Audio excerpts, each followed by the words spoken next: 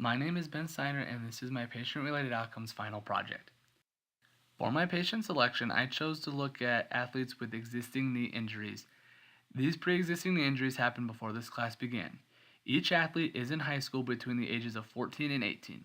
These athletes that were chosen were 3 males and 2 females. I chose these athletes because they were already completing their rehabilitation program a minimum of 3 times per week, and I felt that supplementing their current rehab protocols with these PROs could be beneficial. I also chose these athletes because there was a mix between those who did and did not have surgery. 3 of them had surgery on their knee and 2 of them did not. Another factor to my decision was where the athletes were doing their rehabilitation protocol at. 1 athlete did rehabilitation only with the physical therapist.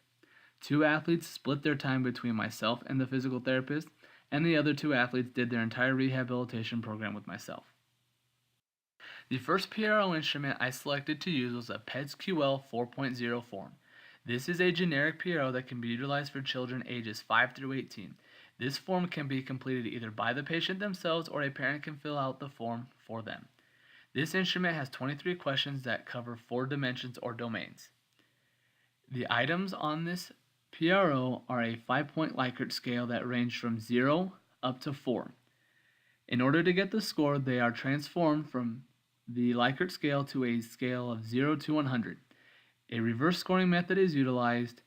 As you can see, if a patient selects a 1 on the Likert scale, that would be scored as a 75, while selecting a 3 on the scale would result in a score of 25. In order to get the final result, the clinician adds the total scores and divide it by 23. For example, a patient scores 1875 on the PEDS-QL. That number would be divided by 23, and the final score for this form would be 81.52. The maximum score of this PEDS-QL would be 100. The closer the score to 100 is, the better the athlete's perceived health is. The first 8 questions of the PEDS-QL fall under the physical and functional domain. The second set of 5 questions fall under the emotional domain. The third set of 5 fall under the social domain, and the last set of 5 questions fall under the school function domain. The second PRO instrument I utilized in this study was the IKDC Subjective Knee Evaluation Form. This PRO is a region-specific tool used for knee injuries. This form is broken down into 3 domains that consist of knee symptoms, sport and daily activities, and knee function. In these 3 domains, there are 18 total questions. 7 of them are related to the patient's symptoms, 1's related to their sports participation, 9 questions are related to the patient's daily activities, and the last question is related to their current knee function. The higher the score on the IKDC, the less perceived knee disability that patient will have. On this slide is an example of the IKDC form utilized for the patients in this study. Each question was either a Likert scale from 10 to 0, or it was a question based on the perceived activity level. Each PRO instrument had a 4-week time frame for collection. The first assessment was given between April 3rd and April 10th. The second assessment was given between May 3rd and May 10th. Each outcome measure was collected at the beginning of their treatment or rehabilitation regimen for the day.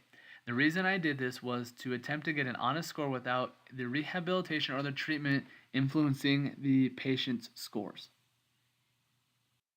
The scores on this table are the results for the PEDS-QL. The total score you can see covers all 4 domains. Later, as a case-by-case basis, I will break down the PEDS-QL domains. The average score for the first assessment of the PEDS-QL was 74.57. The average for the second assessment of the PEDS-QL was 85.87. A perceived change of 15.21 was the average change perceived by these patients. 4 of the patients perceived a positive change indicated by the plus sign, whereas 1 patient perceived a negative change indicated by the negative sign. Looking at the table for the IKDC scores, you will see the total average for the first assessment period was 56.78 and the average for the second assessment period was 73.34. This was a perceived change of plus 16.56, meaning every athlete experienced a positive change during this assessment tool. For my first patient, as you can see, he suffers from a multitude of knee injuries that happened back in August. This athlete did his rehabilitation 3 times a week with a physical therapist and once a week with myself. His scores on both PRO instruments did improve. There was a plus 17.39 improvement on his PEDS-QL and a plus 15 improvement on his IKDC. The minimally important change, or the MIC value of the IKDC, is 12. Therefore, this athlete perceived a beneficial and positive change. Breaking down his PEDS-QL, you will see the biggest improvement in his social domain. This athlete was informed that he was unable to play football, so he felt he really couldn't be around his friends. As his knee started to get a little bit better, he started moving around and doing more things with his friends, therefore his social domain increased. You will notice a small decrease in his emotional domain. This happened because football workouts began in the spring and he was a little bummed that he was unable to participate. Patient number 2 suffered from patellofemoral pain syndrome and IT band friction syndrome. This was due to her incorrect squat and running form. This athlete did her rehab entirely with me 4 times a week and did treatment once a week. You can see as well that she also experienced a positive change on her PEDS-QL with a plus 17.39 and a plus 16.1 change on her IKDC. Again, with the MIC value of 12, this athlete perceived a positive and beneficial change. Breaking down her PEDS-QL domains, you will see the biggest improvements in emotional and social domains. She was a very social person and a very friendly person. As she started to get better, she started feeling better about herself and she's able to do more things with her friends. That's where the big increase in the emotional and social domains happened. Patient number 3 was one of my ACL injuries. This patient actually re-injured herself about halfway through the second recall period. She did her rehab entirely with me 4 times a week. She did see an improvement on her IKDC of a plus 21.8. Again, the MIC value of 12 indicates a true and positive change. However, she did have a negative regression on her PEDS-QL form. Negative 9.78 was the change indicated. Breaking down her PEDS-QL forms, you will see the biggest decrease in the physical domain. What is kind of shocking is her IKDC scores went up and her PEDS-QL scores went down. One of the reasons I perceived this discrepancy among the scores was the wording on the 2 PRO instruments. This athlete is the youngest one that took the instruments, therefore that could be one of the causes for the discrepancy of her scores. Patients 4 and 5 are 2 of my ACL kids. This first one is 5 months post-op of his ACL. He showed a big improvement on his PEDS-QL, plus 22.82, and he showed a good improvement on his IKDC as well, plus 13.8. Again, above the 12 MIC value, therefore he also experienced a true and positive change. Looking at his PEDS-QL breakdown, you'll see a big improvement in the physical and emotional domain. Not surprising because the sports were a big part of this athlete's life, and as soon as he was able to start going back in the weight room and jogging, his knee got a lot stronger and he also felt more emotionally stable. My last patient is 6 months post-op of his ACL surgery. He showed a small improvement on his PEDS-QL of a plus 8.69, and he showed a larger improvement on his IKDC model, plus 16.1. Again, experiencing a true and beneficial change.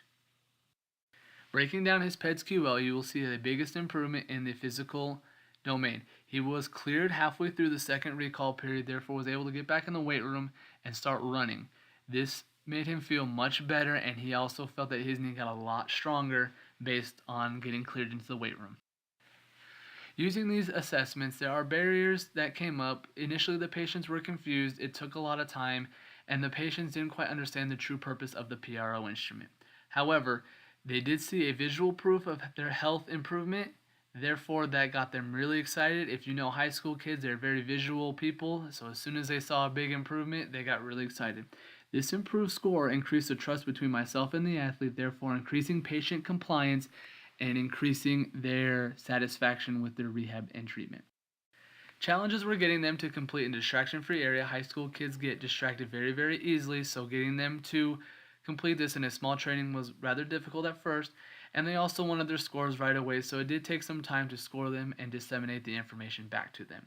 However, since they were excited about this, I do plan on implementing short forms in their treatment protocols to give them a visual benchmark, and also I would like to put these in some challenging rehabs because sometimes looking at it, visual improvement can get that athlete over the mental hump.